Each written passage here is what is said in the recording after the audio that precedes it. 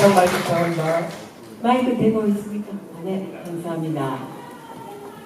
제 심장 소리가 들릴까봐 걱정입니다. 네, 신동밀 한국입니다. 이진호의 가족입니다. 이 시간 세계 평화를 위한 위대한 발걸음이라는 주제로 세계 냉전 준식에 실현하는 내용으로 함께 살펴보겠습니다.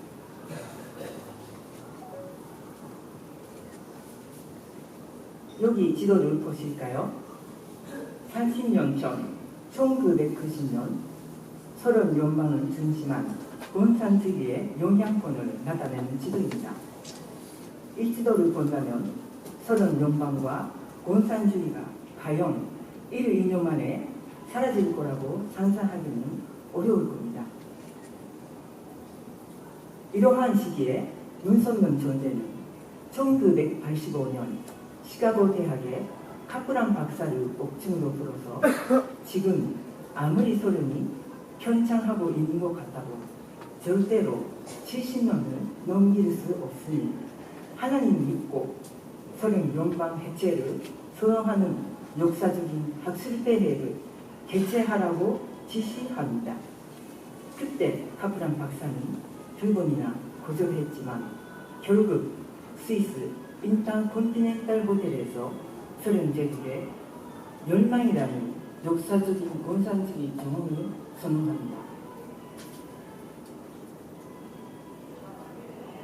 이것은 소련을 향해 공산주의 정언을 외치는 소련 연방이 붕괴된다고 선언하는 것입니다.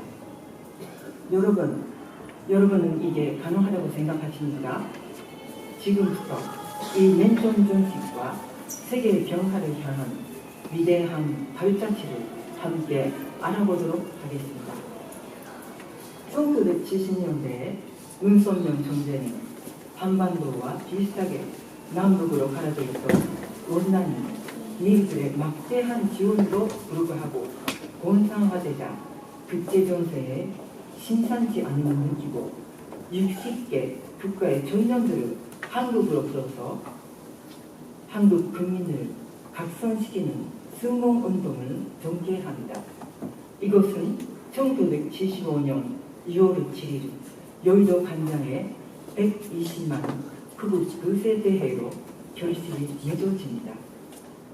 60개국에 참가한 이 대회는 전 세계인들의 북한의 적과 야욕으로부터 대한민국을 지키겠다는 강력한 결의를 보여주는 주요한 사건입니다.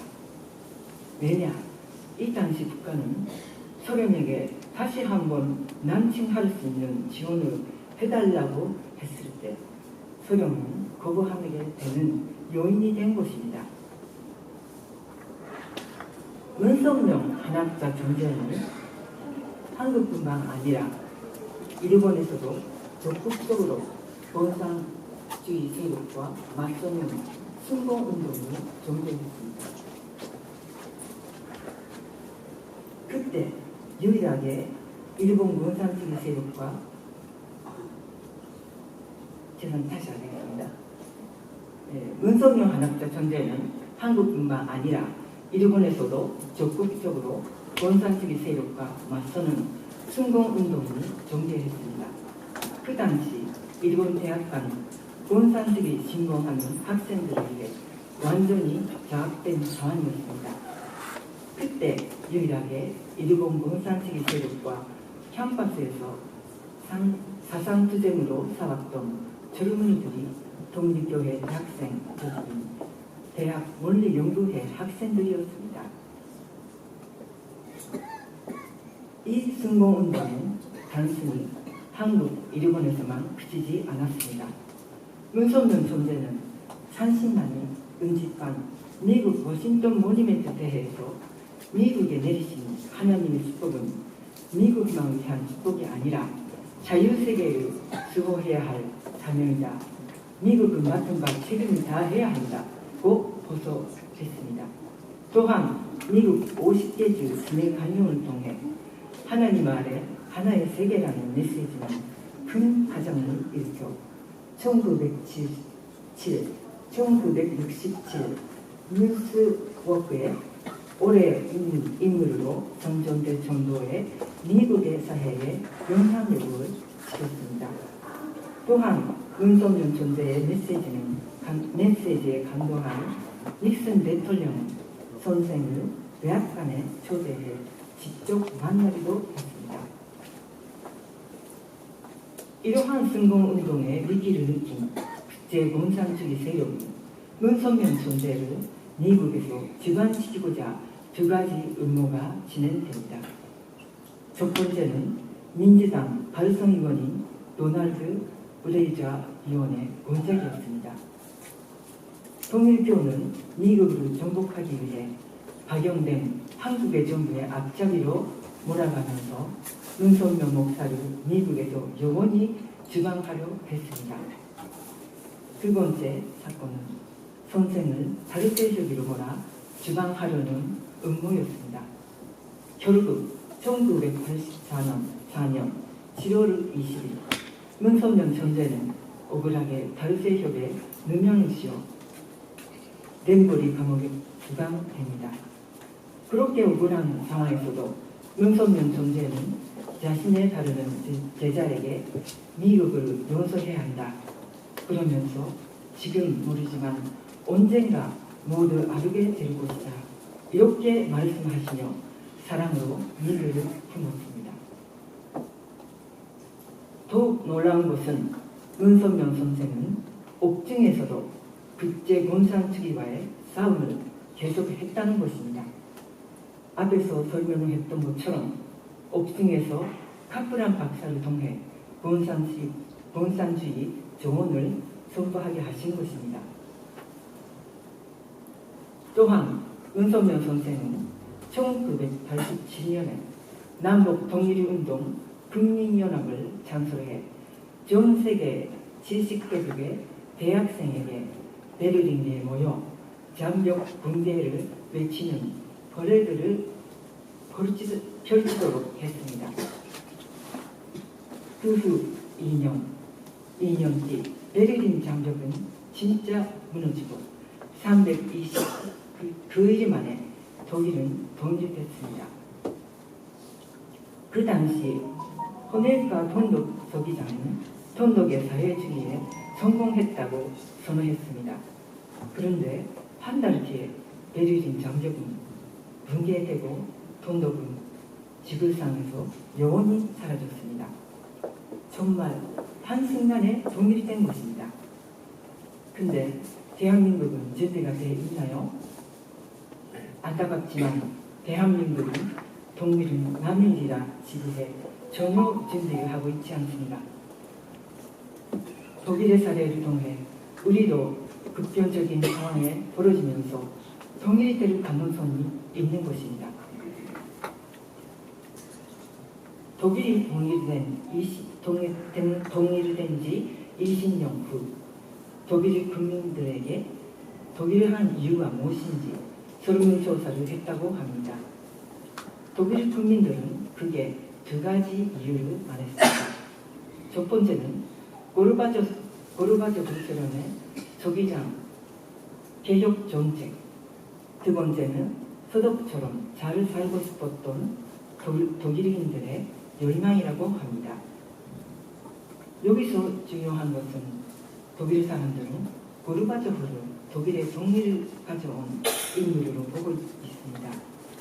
이 고르바초프는 자신의 자서전 중에 만약 레간과 내가 1985년부터 군축협정에 서명하고 양육관계를 정상화하지 않았다면 그 이후 전개된 사태는 상상하기 어려웠을 것이다 라고 말합니다.